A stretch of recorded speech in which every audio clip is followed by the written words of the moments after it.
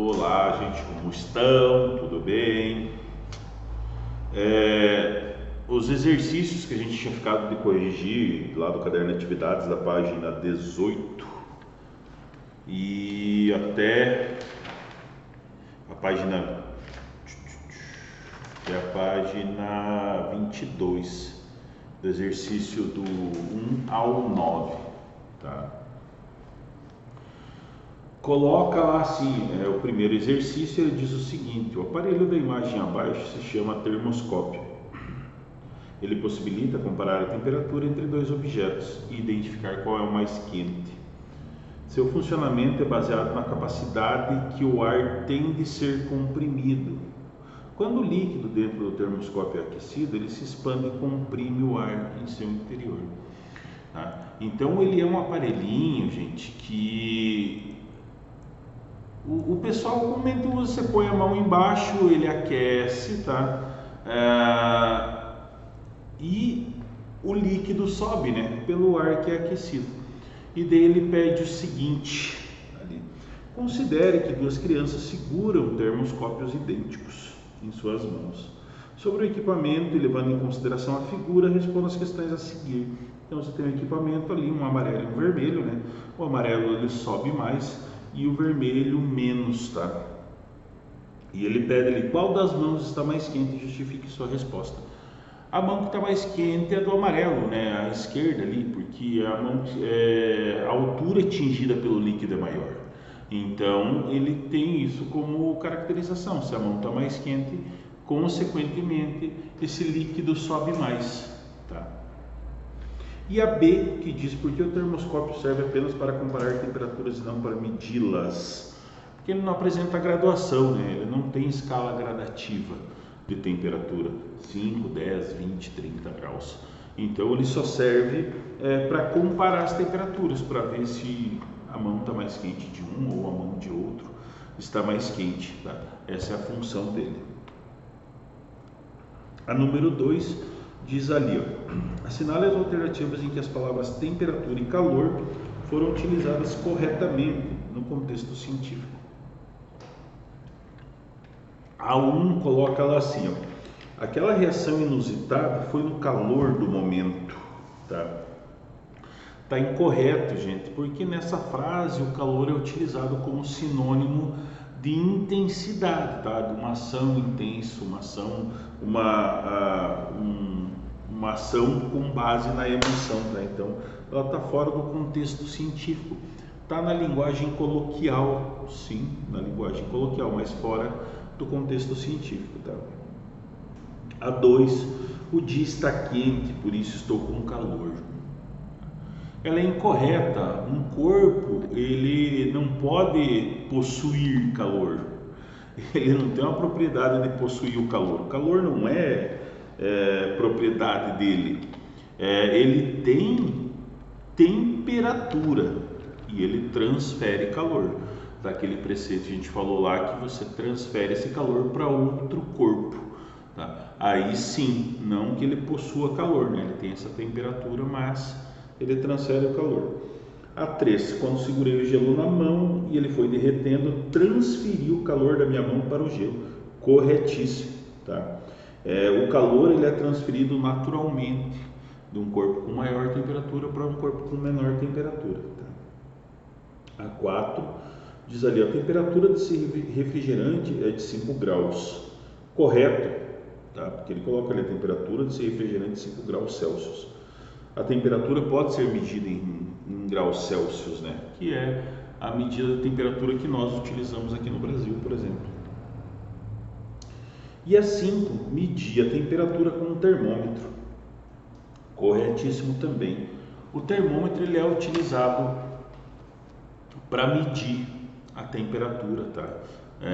Dos corpos, tá?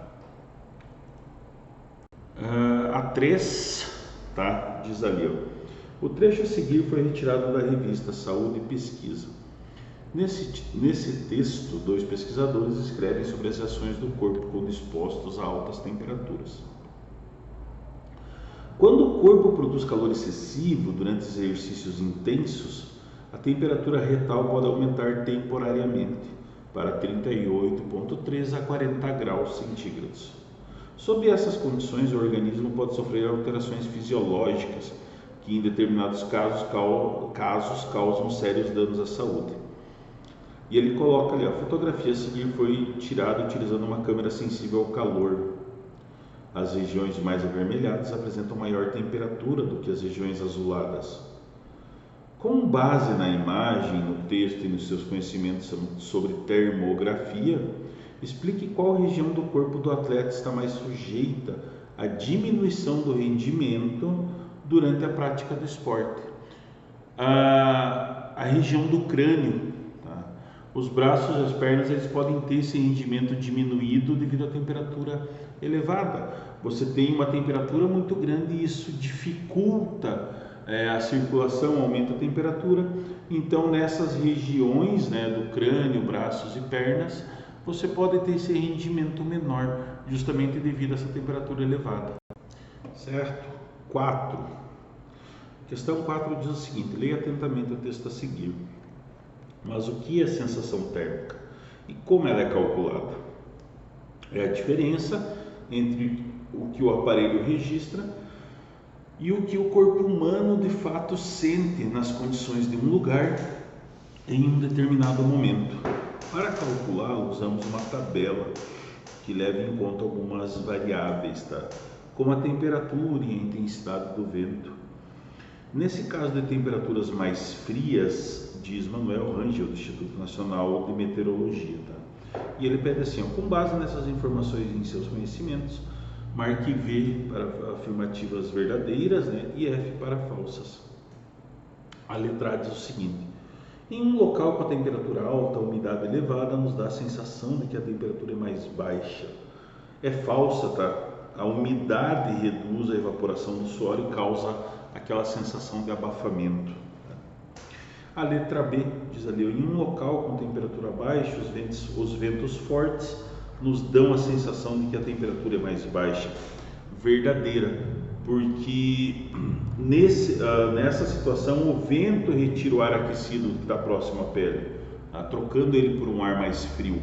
Por isso que isso é verdade, em locais mais altos você tem a sensação que a temperatura é mais baixa, mesmo estando na mesma temperatura, sem ter alterações. A letra C, duas pessoas em um mesmo local têm a mesma sensação térmica. É falsa, tá? Porque a sensação térmica das pessoas depende de diversos fatores.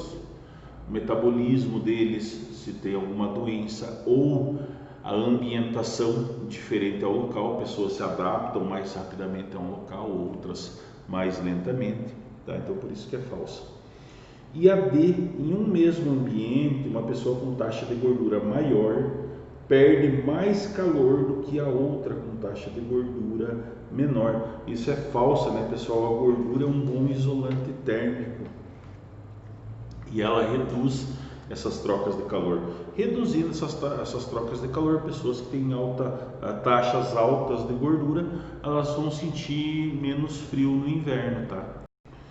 A questão 5, ela diz assim: cotidianamente o termo calor é usado como sinônimo de temperatura. Na ciência, porém, ele tem outro emprego. O criptograma a seguir contém uma frase que explica como esse termo é utilizado no contexto científico. Cada letra representa um número correspondente. Por exemplo, a letra A corresponde ao número 10. Para completar a frase, descubra a que letra correspondente cada número corresponde cada número. Em seguida, descreva no criptograma. Então, ali eu coloquei o criptograma como um todo, que diferentemente do cotidiano, tá? Em ciências, o calor é um termo que indica a passagem de energia de um corpo mais quente para um corpo mais frio, tá? Essa aqui é o termo científico que é utilizado para essa situação, tá?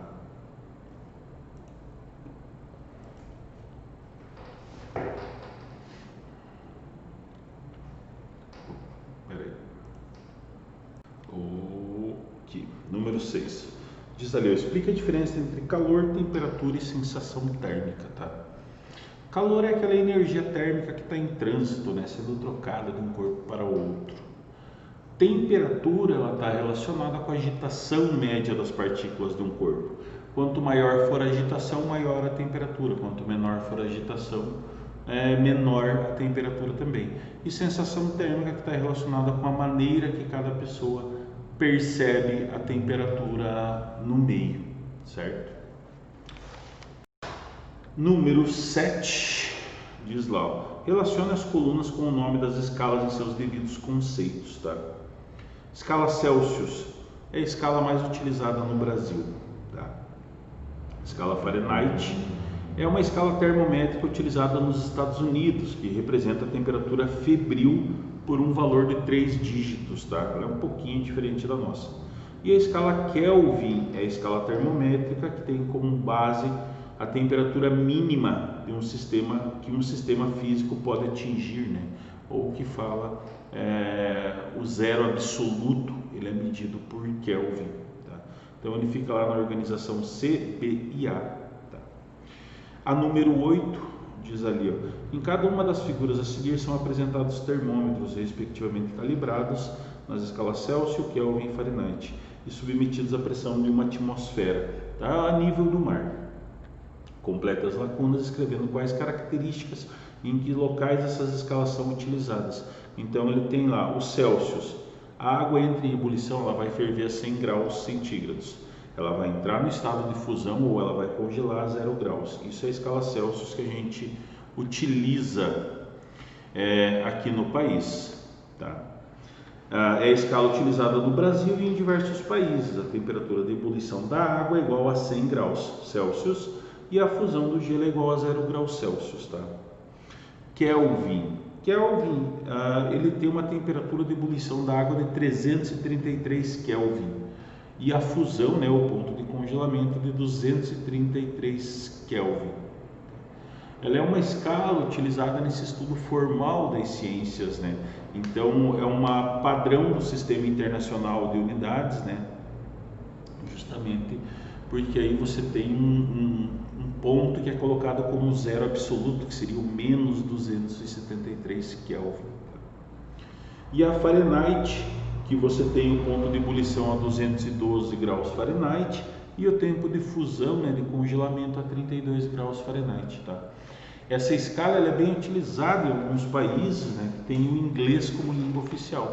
Então, sua principal característica é essa, é facilitar a leitura de temperatura em pessoas com febre, tá? A 9 diz assim, ó, relembre os conceitos de termometria para completar as pistas que preenchem corretamente a cruzadinha a seguir. Das 9 respostas dadas, você vai utilizar 7 para preencher a cruzadinha. Escala termométrica padrão do Sistema Internacional de Unidades, Kelvin. Escala termométrica utilizada em países de língua inglesa, Fahrenheit. Escala termométrica utilizada no Brasil, Celsius. Fluxo espontâneo de energia térmica de um corpo com maior temperatura para outro corpo com menor temperatura, calor. Nível médio de agitação das partículas de um corpo, temperatura.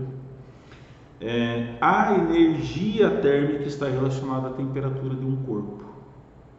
E a 7, lá, 100 graus Celsius é o ponto de ebulição da água a uma pressão de uma atmosfera. Tá? Escrevo o número por extenso. 273 é o número que deve se somar para se transformar uma medida de Celsius para Kelvin. Sim, você sempre transforma, né? Porque o Kelvin ele coloca-se 273 em cima. Por isso que se tem essa diferença ali, ó. O grau de ebulição do Kelvin é 373 graus e o grau de fusão é 273. Nesse intervalo você tem 100 graus, né, de alteração da mesma forma. Então você soma ou diminui para fazer a mudança da temperatura. E 0 graus Celsius é o ponto de fusão da água a uma pressão atmosfera, tá? Isso daí. Lembre, pessoal, qualquer dúvida, qualquer coisa, anote que a gente esclarece na próxima aula ao vivo, tá? Grande beijo, fiquem bem, até a próxima aula.